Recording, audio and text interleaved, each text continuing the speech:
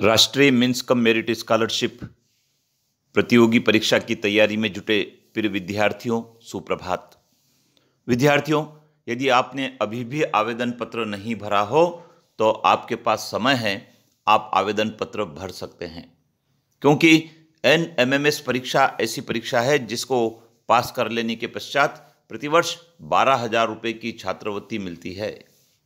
विद्यार्थियों, मध्य प्रदेश के हजारों विद्यार्थी इस प्रतियोगी परीक्षा में सम्मिलित होते हैं, लेकिन चयनित वे होते हैं जो तैयारी करते हैं। विद्यार्थियों, आज की इस वीडियो के माध्यम से हम जान रहे हैं NMMS परीक्षा में मानसिक योग्यता के क्या प्रश्न आते हैं। मानसिक योग्यता के प्रश्नों में वैरायटी होती है, तो आइए जानते हैं हम इस वीडियो के माध्यम से मानसिक योग्यता के प्रश्न। विद्यार्थियों, आप ये आकृति देख रहे हैं। परीक्षा में प्रश्न आकृति आती है और उस प्रश्न आकृति को आपको हल करना होता है। हम देख रहे हैं विद्यार्थियों, प्रश्न आकृति में एक लाइन खींची है, फिर 2 लाइन खींची है, उसके पश्चात प्रश्नवाचक दिया है, 4 लाइन खींची है और 5 लाइन खींची है। नीचे आपको कुछ उत्तर आकृतियाँ दी है। इन उत्तर आकृतियों में से आपको प्रश्नवाचक के स्थान पर सही आकृति का चयन करना है। तो हम देखते हैं विद्यार्थियों, जो परिवर्तन हुआ उस परिवर्तन को समझने की आवश्यकता होती है। पहले 1 खड़ी लाइन थी, फिर 2 खड़ी लाइन है, अब 3 खड़ी लाइन होगी, तो हमारा उत्तर C सही है। और देखते हैं प्रश्न क्रमांक 75 में हम देख रहे हैं विद्यार्थियों कि जो पहली आकृति है उसमें 4 गोले दे रखे हैं, दूसरी आकृति में 3 गोले हो गए, तीसरी आकृति में 2 गोले हो गए और चौथी आकृति में 1 गोला है।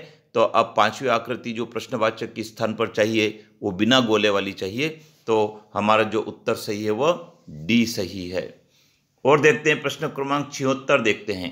प्रश्न क्रमांक 76 में विद्यार्थियों एक आकृति दे रखी है जिस पर गोले के बाहर 3 लाइनें हैं। दूसरी आकृति में गोले के बाहर 5 लाइन हो गई है। तीसरी आकृति में गोले के बाहर 7 लाइन हो गई है। चौथी आकृति में गोले के बाहर 9 लाइन हो गई है।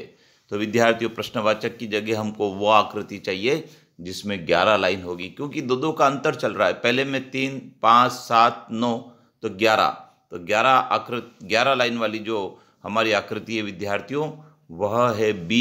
तो हमारा B उत्तर सही है। और जानते हैं, आइए प्रश्न क्रमांक 77 में हम देखते हैं क्रॉस की आकृति दे रखी है और सेकंड आकृति में उस पर ब्रैकेट हो गया है। थर्ड आकृति में ब्रैकेट के बाहर लाइनें निकल गई है। चौथी आकृति में 2 ब्रैकेट हो गए हैं। तो 5वीं आकृति में विद्यार्थियों ब्रैकेट के बाहर लाइन निकल जाएगी, तो हमारा A उत्तर सही है। प्रश्न क्रमांक 78 की बात करें तो पहले त्रिभुज दिया है, उसके पश्चात प्रश्नवाचक है, फिर पंचभुज आ गया है। तो विद्यार्थियों, त्रिभुज के बाद हमको चतुर्भुज चाहिए। तो चतुर्भुज की आकृति हमारे पास है, A वाला उत्तर हमारा सही होगा। इसी प्रकार से 79 वाले प्रश्न की बात करते हैं तो विद्यार्थियों इस आकृति में 2 क्रॉस दिए हैं। दूसरी आकृति में 4 क्रॉस दिए, अर्थात 2 का अंतर हो गया है। तो हमको ऐसी आकृति चाहिए जिसमें 6 क्रॉस हो। तो हम देखते हैं विद्यार्थियों 6 क्रॉस वाली आकृति हमारी B वाली सही है, तो हमारा B उत्तर सही है। आइए प्रश्न क्रमांक 80 की बात करें।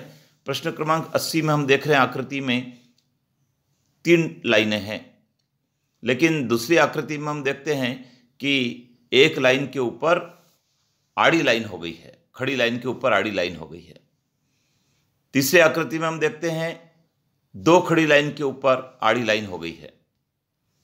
अगली आकृति में हम देखते हैं 3 खड़ी लाइन पर आड़ी लाइन हो गई है। लेकिन विद्यार्थियों एक बदलाव और हो रहा है। ये बदलाव ये हो रहा है कि उल्टी हो रही है आकृति।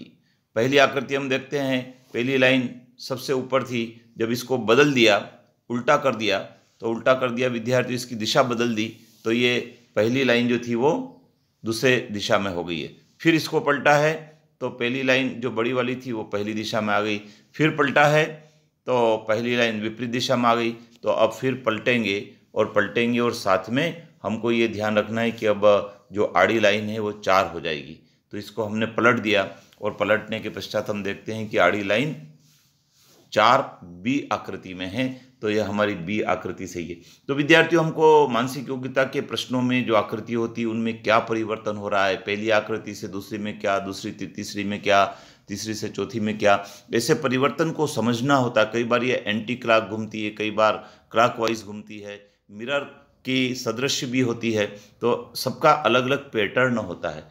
तो ये विद्यार्थी वो सही कर पाते हैं जो प्रैक्टिस करते हैं। इसलिए विद्यार्थियों, मैंने कहा है कि करत करत अभ्यास के जड़मति होत सुजान।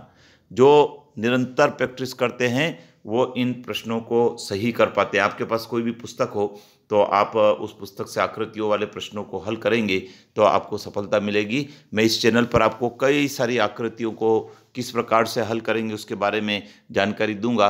आप चैनल पर बने रहें, चैनल को सब्सक्राइब कर लें, बेल आइकन को प्रेस कर लें और एनएमएमएस की परीक्षा की तैयारी में जुट जाएं। विद्यार्थियों, अभी आपने कक्षा 8वीं उत्तीर्ण की है और आप 9वीं में प्रवेश लेंगे, तो अभी आपके पास समय है, आप इस परीक्षा की तैयारी कर सकते हैं। अपने मित्रों को भी बताएं और उन्हें भी जोड़ें, चैनल को सब्सक्राइब कर लें, बेल आइकन को प्रेस करें और प्रतीक्षा करें। अगला वीडियो शीघ्र आपकी ओर प्रेषित होने वाला है। जय हिंद।